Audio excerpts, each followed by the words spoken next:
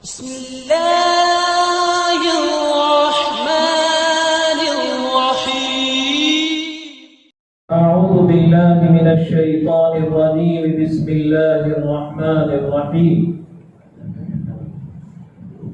سارعوا إلى مغفرة من ربكم وجنة عرضها السماوات والأرض أعدت للمتقين. صدق الله العظيم وصدق رسوله النبي الكريم ونحن على ذلك لمن الشاهدين والشاكرين والحمد لله رب العالمين. برادران اسلام اور عزیزان ملت، سب سے پہلے تو ہم اور آپ اس رب کریم کا جتنا بھی شکر ادا کریں اتنا کم ہے کہ رب العالمین نے ہم سب کو اس عظیم کام کے لیے، اس مقدس سلسلے کے لیے اللہ نے قبول فرمایا. اللہ ہمیں اس نعمت کی قدردانی کرنے کی توفیق عطا فرمائے. جب ہم اس نعمت کا شکر ادا کرتے رہیں گے اللہ ہماری نعمت کو بڑھاتا چلا جائے گا. قرآن کریم میں اللہ تبارک و تعالی ارشاد فرماتے ہیں لئن شکرتم لأزیدنکم، کہ اگر تم میری نعمت کو شکر ادا کرتے رہو گے میں تمہاری نعمت کو بڑھاتا چلا جاؤں گا. امام ابو حنیفہ رحمۃ اللہ علیہ حضرت کی خدمت میں ایک جوان آیا اور اس جوان نے آ کر حضرت سے ایک سوال پوچھا کہ حضرت آپ بتائیں میرا خاتمہ کس پر ہوگا، ایمان پر ہوگا یا کسی اور حال میں؟ ظاہری بات ہے قرآن کریم میں اللہ تبارک و تعالی ارشاد فرماتے ہیں وَمَا تَدْرِي نَفْسٌ بِأَيِّ أَرْضٍ تَمُوتُ، کس سرزمین میں، کس علاقے میں، کون سی جگہ میں اور کس حال میں تمہاری موت آنے والی ہے، یہ صرف کون جانتا ہے؟ اللہ کے علاوہ کسی کو پتہ نہیں. تو میں کیسے بتا سکتا ہوں؟ لیکن بڑوں کی باتیں بڑی ہوا کرتی ہے. امام ابو حنیفہ رحمۃ اللہ علیہ کو اللہ نے وہ ذہانت عطا فرمائی تھی. اللہ رب العزت نے امام ابو حنیفہ کو وہ علم عطا فرمایا تھا. حضرت کے پاس وہ تقوی اور طہارت. اللہ اکبر. ہمیں بھی مانگنا چاہیے کہ اللہ ہمیں بھی صفت تقوی سے آراستہ فرما دے. حضرت کی خدمت میں ایک مرتبہ ایک قصی آیا، ایک نوجوان، اور اس نے آ کر یوں کہا کہ حضرت میری بکری کہیں گم ہو گئی ہے، آپ مجھے کوئی عمل بتا دیں. امام ابو حنیفہ رحمۃ اللہ علیہ نے اس جوان کو جو جواب دینا تھا دے دیا. جب وہ چلا گیا تو حضرت فوراً ایک قصی کے پاس پہنچے اور اس سے جا کر پوچھا کہ بکری کی عمر کتنی ہوا کرتی ہے؟ تو جواب ملا کہ حضرت بہت بات تو اس کی عمر 8 سال یا 10 سال. اللہ اکبر. امام ابو حنیفہ رحمۃ اللہ علیہ نے اسی دن سے 10 سال تک مارکیٹ سے گوشت خریدنا بند کر دیا. پوچھا گیا کہ حضرت یہ کیوں ایسا؟ کہا مجھے کیا پتا کہیں وہ چوری کی ہوئی بکری ذبح کی گئی ہو اور میں اس کا گوشت خرید کر لاؤں اور حرام کا لقمہ میرے پیٹ میں چلا جاؤ. یہ تقویٰ ہے، یہ طہارت ہے، اور یہی چیزیں ہمارے اکابرین کی زندگی میں ملتی ہیں کہ انہوں نے بھی اپنی زندگیوں کو کتنا محتاج بنا کر رکھا.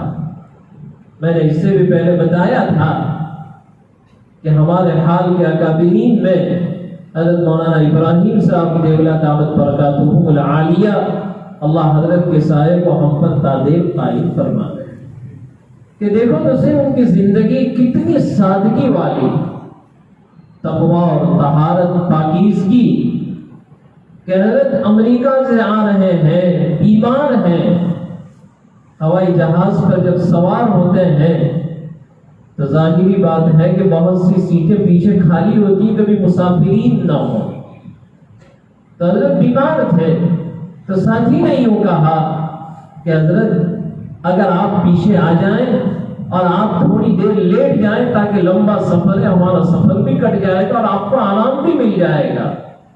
میں اور آپ ہوتے تو بہت جلدی بستر لے کر پیچھے چلے جاتے، لیکن حضرت نے جواب یوں دیا کہ بھائی میں نے اور آپ نے جو ٹکٹ خریدی ہے اور جو پیسہ ہم نے دیا ہے وہ صرف ایک سیٹ کا دیا ہے، دوسری سیٹ کا پیسہ ہم نے ادا نہیں کیا ہے، ہم کیسے استعمال کر سکتے ہیں؟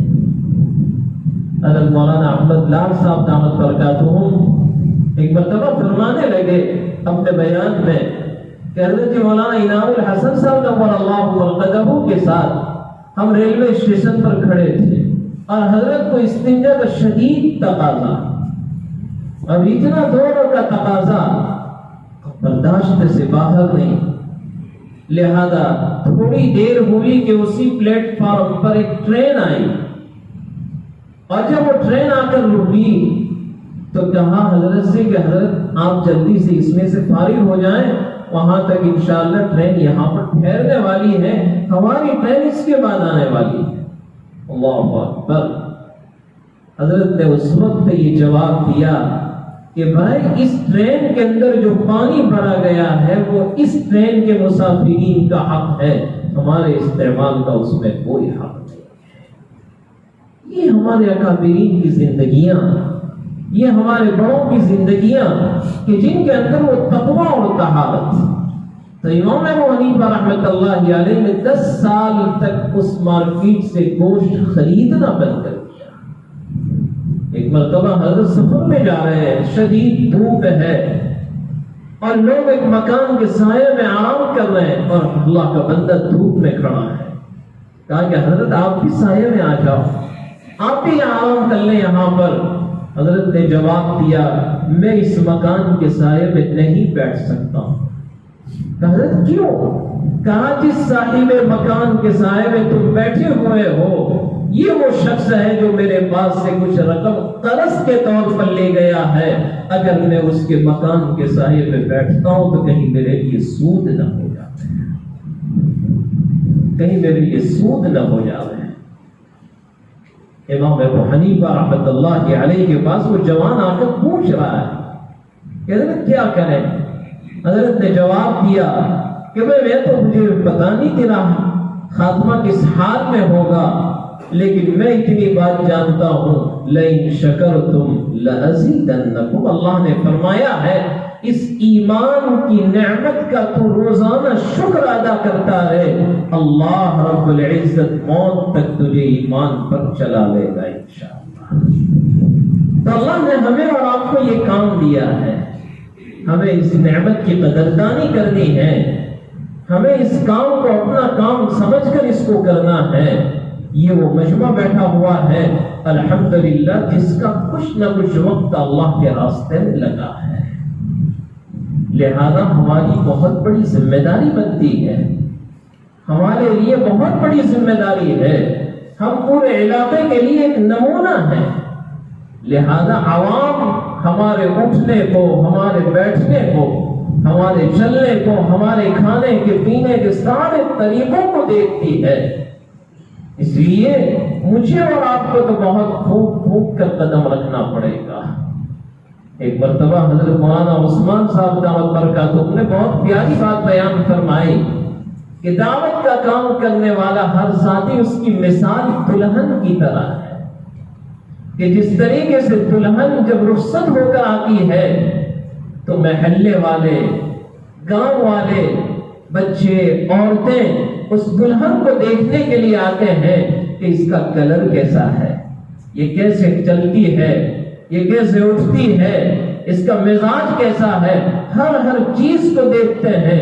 اسی طرح دوستو عوام بھی ہمارے ہر نقل و حرکت پر نظر رکھنے والی ہے۔ اس لیے مجھے اور آپ کو تو بہت پھونک کر قدم رکھنا پڑے گا، کہیں ایسا نہ ہو کہ ہم کسی کے لیے رکاوٹ بن جائیں۔ اسی لیے میں رات کو حضرت مولانا ابراہیم صاحب دیولا دعوت برکاتہم کی وہ بات سن رہا تھا، حضرت نے کتنی پیار محبت بھری باتیں بیان فرمائی۔ اگر ہم اس باتوں پر عمل کرنے والے بن جائیں تو خدا کی قسم یہ کام ہمارا کہاں سے کہاں پہنچ پائے گا۔ حضرت فرمانے لگے ہم ساتھیوں کی قدردانی کریں، ہم ایک دوسرے کی خوبیاں بیان کریں۔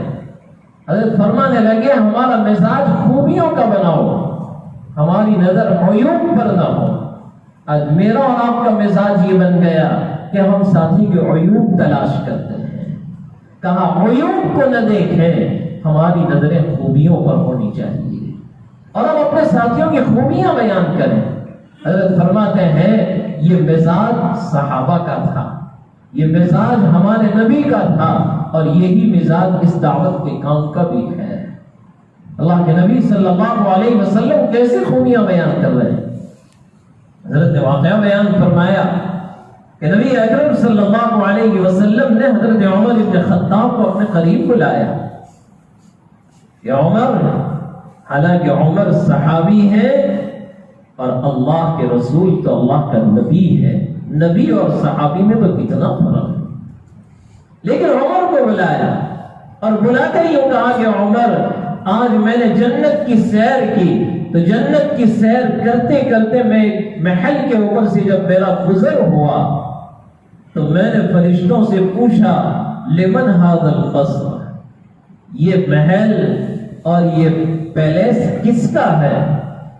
تو انہوں نے جواب دیا کہ قریش کے ایک نوجوان کا ہے۔ تو میں نے پوچھا وہ کون ہے؟ کہا وہ عمر ہے۔ کہا یہ عمر کا محل ہے۔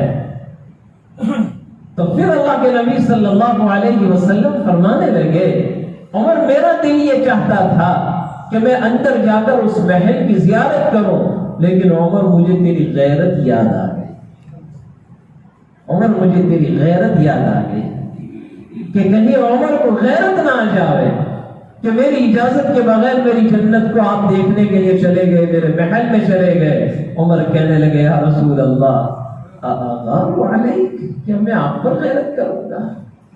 یہ عمر کو جو مقام ملا ہے وہ آپ کے صدقے میں ملا ہے۔ اللہ کے نبی کس کی خوبیاں بیان کر رہے ہیں؟ عمر کی خوبیاں۔ حضرت ابوبکر صدیق رضی اللہ تعالی عنہ نبی اکرم صلی اللہ علیہ وسلم کی خدمت میں آئے، بخاری شریف کی روایت ہے، اللہ کے نبی صلی اللہ علیہ وسلم نے ارشاد فرمائے جنت کے 8 دروازے ہیں۔ کتنے دروازے ہیں جنت کے؟ 8 دروازے، اور اللہ رب العزت نے ہر عمل کا ایک دروازہ مقرر کر رکھا ہے۔ روزے داروں کا ایک دروازہ جس کا نام رکھا گیا باب الریان، اس باب الریان سے وہی مجمع داخل ہوگا جو صائمین ہے، روزے دار۔ ایک دروازہ نماز پڑھنے والوں کا، ایک دروازہ زکوٰۃ ادا کرنے والوں کا، ایک دروازہ صدقہ و خیرات، ذکر و تلاوت۔ اس طرح جنت کے 8 دروازے، ثمانیۃ ابواب، ہر اپنے اپنے دروازے سے داخل ہوں گے۔ تو ابوبکر پوچھنے لگے یا رسول اللہ صلی اللہ علیہ وسلم کل قیامت کے دن کوئی ایسا بھی ہوگا، کوئی قیامت کے دن کوئی ایسا بھی ہوگا جس کو ان 8 دروازوں سے پکارا جائے گا کہ یہاں سے آ جاؤ، یہاں سے آ جاؤ، یہاں سے آ جاؤ؟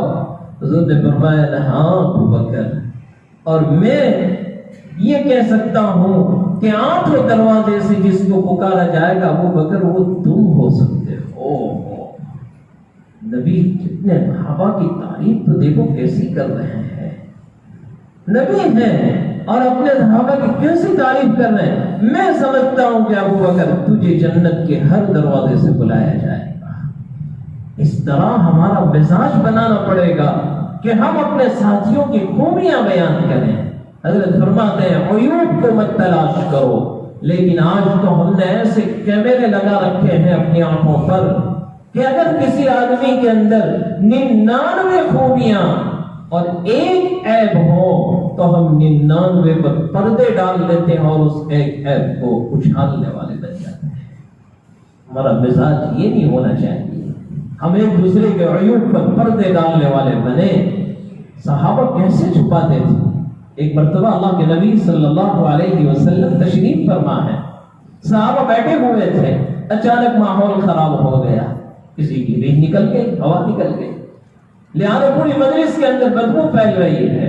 ہم اور آپ ہوتے تو کہہ رہے تو لگتا ہے، لا حول ولا، اس بیچاری کو کتنی شرمندگی ہوگی، ہم فوراً الزام لگا دیتے ہیں۔ لیکن صحابہ تو صحابہ تھے، میرے نبی کی صحبت یافتہ، اس وقت تو انہوں نے کسی پر انگلی کا اشارہ نہیں کیا، بلکہ وہ کہنے لگے یا رسول اللہ اجازت دو ہم ذرا باہر ہوا خوری کر کے آئیں اور وضو کر کے تر تازہ ہو کر آ جاویں۔ اللہ کے نبی نے کہا ٹھیک ہے جاؤ۔ وضو بھی ہو گیا اور جس نے اس کی وہ حرکت کی تھی اس کے عیب پر بھی پردے ڈال دیے، عیوب پر پردے ڈالنے والے ہیں۔ ہم کسی کے عیب کو نہیں دیکھیں، ہم خوبیوں کو دیکھیں، ہم خوبیوں کو دیکھیں۔ ہمارے بزرگان نے دین کی زندگیاں اٹھا کر دیکھیں تو صحیح۔ ایک اللہ والے یہ فرماتے ہیں یہ خنزیر، جس کو ہم کہتے ہیں خنزیر، نجیس العین ہے، ایک ایک بال کا حصہ رواں اس کا ناپاک، پورا سمندر بھی اگر اس پر بہا دیا جائے وہ پاک ہو سکتا نہیں ہے۔ لیکن ایک اللہ والے کیا کہہ رہے ہیں، اس سے بھی میں نے ایک سبق سیکھا ہے، اس سے بھی میں نے ایک سبق سیکھا۔ تو پوچھا حضرت اس سے کیا سبق سیکھا؟ کہا اس کے اندر ایک خوبی ہے، وہ صبح سویرے جلدی اٹھتا ہے اور اپنی روزی کی تلاش میں نکل پڑتا ہے، وہ صبح سویرے جلدی اٹھتا ہے۔ میں نے اس سے جلدی اٹھنا سیکھا ہے، کتے سے میں نے وفاداری سیکھی ہے۔ حالانکہ کتا ہے، جس گھر میں کتا ہو فرشتے اس گھر میں نہیں آتے، لیکن بزرگ فرماتے ہیں اس سے میں نے وفاداری سیکھی۔ ایک روٹی کا ٹکڑا جس دروازے سے مل جاتا ہے رات پر اس کے دہلیز کو چھوڑتا نہیں ہے، اس کا احسان ہے مجھ پر۔ کوئی اجنبی آتا ہے بھونکنا شروع کر دیتا ہے، کہا بڑا وفادار، ایک روٹی کے ٹکڑے کے استعمال پر وہ اتنی رات دیر تک وہ پہرے داری کرتا ہے۔ اے رب کریم ہم تو تیری کتنی نعمتیں استعمال کرتے ہیں، ہم تو تیری کتنی نعمتیں استعمال کرتے ہیں۔ لہذا عزیز دوستو یہ کام جو اللہ نے ہمیں دیا ہے، اسی لیے حضرت نے فرمایا اس کام کے اندر اجتماعیت ہے اور عمومیت ہے، خصوصیت اس کام کے اندر نہیں ہے۔ اور حضرت نے تو بڑی عجیب بات بیان فرمائی، ہمیں اس کام کے اندر جو خصوصیت ہے اس کو بھی عمومیت پر لے آنا ہے۔ کیا تمہاری مسجد کے اندر کوئی بڑا آدمی نماز کے لیے آ رہا ہے، اس کی ملاقات کرتے رہو، تانا کسی کو نہ دیا جاوے کہ یہ تو جاتا ہے نہیں، جیسا بھی مولانا عبدالحمید صاحب نے کہا کہ ہم کسی کے دل کو توڑے نہیں، ہم جوڑنے والے بنے، ہمارے اندر جوڑنے کا مزاج ہو۔ اللہ کے نبی نے کیسے جوڑا، کیسے جوڑا، عمر کو جوڑ دیا، ابو بکر کو جوڑ دیا، اور بلال حبشی جو حبشہ کے رہنے والے سب کو ایک صف میں لا کر کھڑا کر دیا، ایک ہی صف میں کھڑے ہو گئے محمود و قیاس، نہ کوئی بندہ رہا نہ کوئی بندہ نواز۔ تو عزیز دوستو مجھے اور آپ کو اپنے آپ کو ایسے اخلاق اور ایسی صفات کا پتر بنانا پڑے گا۔ یہ مجمع بڑا قیمتی مجمع ہے، ہماری نماز وقت پر ہو رہی ہو، ہم با جماعت نماز پڑھنے والے ہوں، ہم راتوں کی تنہائی میں مانگنے والے ہوں، ہمارا ہر کام وقت پر ہو رہا ہو، اگر ناکام کرنے والا مجمع تکبیر اولیٰ کا اہتمام نہیں کرے گا تو ہمارے پیچھے والے جماعت کا بھی اہتمام نہیں کریں گے۔ ہماری نمازیں، ہمارا وقت، تکبیر اولیٰ، یہ ساری چیزیں ہماری زندگیوں میں آنی چاہیے۔ ہمارے اکابرین کی زندگیاں اٹھا کر تو دیکھیں کہ کئی کئی سالوں تک ان کی تکبیر اولیٰ فوت نہیں ہوئی۔ حضرت مولانا عبدالرشید کا کوئی نور اللہ مرتدہ حضرت کے متعلق یہ آتا ہے کہ حضرت ایک مرتبہ دارالعلوم دیوبند کے اجلاس میں شریک ہوئے اور ادھر اجلاس ختم ہوا اور ادھر ظہر کی اذان ہو رہی ہے۔ حضرت اسٹیج سے نیچے اترنے لگے تو لوگوں نے گھیر لیا ملاقاتیوں نے کہ بھائی اتنے بڑے آدمی ہیں ہم ملاقات کریں گے۔ لہذا حضرت ملاقات کرتے کرتے مسجد کے اندر جب پہنچے ہیں تو اس وقت نماز شروع ہو چکی تھی. حضرت شامل ہو گئے نماز میں اور پھر سلام پھیر دیا. تو سلام پھیرنے کے بعد حضرت اپنی جگہ پر بیٹھ کر دھاڑے مار کر رونے لگے. کسی نے کہا کہ کیا ہوا، حضرت کو کوئی تکلیف یا کسی رشتہ دار کا انتقال ہو گیا، کیوں اتنا رو رہے ہیں؟ بہت مشکل سے خاموش کیا. پھر پوچھا تو کہا آج 25 سال میں زندگی میں پہلی مرتبہ تکبیر اولیٰ ہوئی ہے. اس پر مجھے رونا آ رہا ہے، اس پر مجھے رونا آ رہا ہے. عزیز دوستو، اللہ نے ہمیں یہ دولت عطا فرمائی ہے. ہم اور آپ قرآن کریم کی تلاوت کا اہتمام کریں. قرآن پڑھنے کی عادت ڈالو، اپنے گھر میں قرآن پڑھنے کی عادت ڈالو.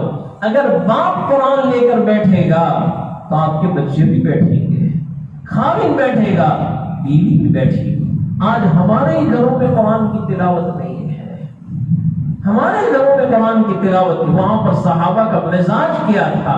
عبداللہ ابن عمرو نبی اکرم صلی اللہ علیہ وسلم کی خدمت میں آئے اور کہا یا رسول اللہ کی صلی اللہ علیہ وسلم میں کتنے دنوں میں قرآن مکمل کروں؟ کیا پوچھ رہے ہیں؟ کتنے دنوں میں قرآن مکمل کروں؟ یہ شوق، یہ جذبہ کہ کتنے دنوں میں قرآن. صحابہ جو تھے وہ نیکیوں کی تلاش میں رہتے تھے کہ کہاں مجھے آخرت بن جاوے، کہاں مجھے نیکی کا کام کرنے کا موقع مل جاوے. ہمیشہ ڈھونڈتے رہتے تھے. ایک مرتبہ بخاری شریف کی روایت ہے، نبی اکرم صلی اللہ علیہ وسلم کی خدمت میں غریب صحابہ آ گئے، سارے غربا پر آ کر بیٹھ گئے. کہ یا رسول اللہ ہماری ایک درخواست ہے. اللہ کے نبی نے پوچھا بھائی کیا درخواست ہے؟ کہا یا رسول اللہ جو مالدار صحابہ ہیں اور ہم غریب ہیں، وہ بھی نماز پڑھتے ہیں، ہم بھی نماز پڑھتے ہیں، وہ بھی روزہ رکھتے ہیں، ہم بھی روزہ رکھتے ہیں، لیکن ایک بات ہے اللہ نے ان کو مال دیا ہے، وہ صدقہ اور خیرات کرتے ہیں، ہمارے پاس صدقہ اور خیرات کرنے کا کوئی مال نہیں، تو وہ تو ہم سے آگے نکل جائیں گے کل قیامت کے دن جنت میں اور ہم پیچھے رہ جائیں گے. یا رسول اللہ ہم کیا کریں؟ یہ جذبات. اللہ کے نبی صلی اللہ علیہ وسلم نے ان کو تسلی دی اور ان کو بٹھایا اور بٹھا کر اللہ کے نبی نے پوچھا کوئی بات نہیں، میں تمہیں ایک عمل بتاتا ہوں، اگر تم اس پر عمل کرو گے اللہ تم کو بھی آگے بڑھا دے گا، اللہ تمہیں بھی آگے بڑھا دے گا.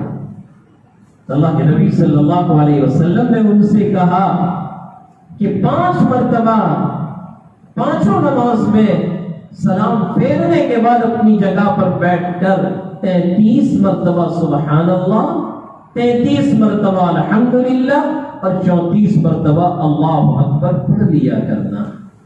جاؤ تم اس میں آگے بڑھ جاؤ گے. اس تسبیح کا نام ہی رکھا گیا ہے تسبیح الفقراء، غریبوں کی تسبیح. اب ان تمام غرباء نے آپس میں مشورہ کیا کہ اپنے سنڈیکیٹ کر لیتے، کسی مالدار کو یہ عمل بتانے کا نہیں. کہا کوئی بات نہیں، کوئی نہیں بتائیں گے. لہذا انہوں نے اس پر عمل کرنا شروع کیا. مسجد نبی میں اللہ کے نبی سلام پھیرتے تو مالدار صحابہ ان کو تو پتہ نہیں، وہ نماز پڑھ کر سلام پھیر کر وہ تو چل لیتے اور یہ سب کے بیٹھے بیٹھے اپنے معمولات پڑھ رہے ہیں، یہ تسبیح پڑھ رہے ہیں، ان کو کچھ پتہ نہیں. 1 دن ہوا، 2 دن ہوئے، کچھ دنوں کے بعد انہوں نے دیکھا کہ یہ غریب لوگ نکلتے ہی نہیں مسجد سے اور ہم نکل جاتے ہیں، یہ کچھ پڑھتے ہیں، لہذا تحقیق کرنا چاہیے. تو کسی کو بلایا، بھائی کیا کرتا نہیں کہ وہ آپ کے پاس کی بات ہے، وہ تو ہمارے معمولات ہیں. انہوں نے دیکھا کہ یہ پوچھنے والے نہیں ہے، کچھ دینا پڑے گا ان کو. تو پھر 2-3 دن کے بعد ایک دوسرے صحابی کو بلایا اور بلا کر منت سماجت کی، بھائی بتاؤ تو صحیح کیا کرتے ہو؟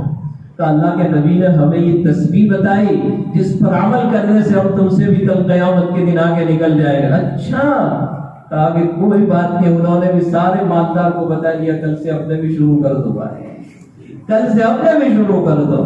لہذا دوسرے دن سے وہ مالدار صحابہ بھی سب میں بیٹھے بیٹھے تسبیحات پڑھ رہے ہیں. اب غریب لوگوں کے حوصلے اور پست ہو گئے کہ یہ تو اس میں بھی نکل گئے آگے.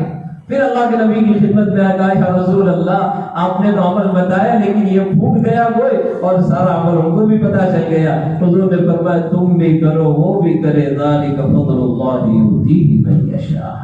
یہ صحابہ کا مزاج تھا. میں نے جو آیت کریمہ پڑھی سارعوا الی مغفرۃ من ربکم وجنۃ عرضها السماوات والارض اعدت للمتقین. قرآن ہمیں دوڑنے کی حکم دے رہا ہے کہ دوڑ لگاؤ. کس میں دوڑ لگائیں؟ کس میں ریس لگائیں؟ کس میں کمپٹیشن کریں؟ کہا دنیا کمانے میں نہیں. سارعوا الی مغفرہ، اپنے رب سے معافی مانگنے میں. وجنۃ عرضها السماوات والارض، اور اس جنت کی طرف دوڑو جس کی چوڑائی آسمان اور زمین کے برابر ہے. یہ راستہ اسی جنت کو حاصل کرنے کا راستہ ہے. یہ اللہ نے موقع دیا ہے. اللہ ہمارے اکابرین کی زندگیوں میں خوب برکتیں عطا فرمائے. ہم لوگوں نے تقاضے لیے، دعا کرتے رہو اللہ ہمیں ان تقاضوں پر پورے اترنے کی توفیق عطا فرمائے. لہذا ہمیں دل پر لے کر جانا ہے، اور یہی محنتیں کام آئے گی، اور کوئی چیز کام آنے والی نہیں ہے. جب آنکھیں بند ہو جائے گی، قبر میں چلے جائے گی، اور اس پر جو بدلہ ملے گا اس وقت تمنا کرے گی کاش کی زندگی لگا کر آ جاتا. اسی لیے اللہ کے نبی صلی اللہ علیہ وسلم نے ترمذی شریف کے روایت میں ارشاد فرمایا دنیا سے ہر جانے والا پچھتاتا ہے، محسنا او مسیئا، نیک ہو یا برا ہو، ہر ایک پچھتاتا ہے. صحابی نے سوال کیا یا رسول اللہ صلی اللہ علیہ وسلم، نیک آدمی کیوں پچھتائے گا؟ برا آدمی ہے تو گنہگار ہے، وہ تو جب قبر میں لٹا دیا جائے گا اور اس پر جب عذاب کا سلسلہ جائے وہ تو پچھتائے گا. نیک آدمی کا پچھتانا ہماری سمجھ میں نہیں آ رہا ہے، وہ کیوں پچھتائے گا؟ حضور نے فرمایا دونوں پچھتائیں گے. ہمارے استاد مفتی سعید صاحب نور اللہ مرقدہ شیخ الحدیث دارالعلوم دیوبند حضرت نے اس روایت پر ہمیں ایک واقعہ سمجھایا. کہا ایک بادشاہ تھا، اس نے سنا کہ بھئی دنیا کے اندر ایک چشمہ ہے آب حیات، جس پانی کو اگر پی لیا جائے تو کبھی آدمی کو موت نہیں آتی ہے. حالانکہ ایسا کوئی چشمہ دنیا میں بنایا نہیں ہے اللہ نے، ورنہ ہر آدمی تھیلے بھر کے لے آتا. ایسا کوئی پانی نہیں. لیکن بادشاہ ہے، وہ تلاش کرنے کے لیے نکلا، لہذا لشکر کو لے کر دنیا کا سفر کیا.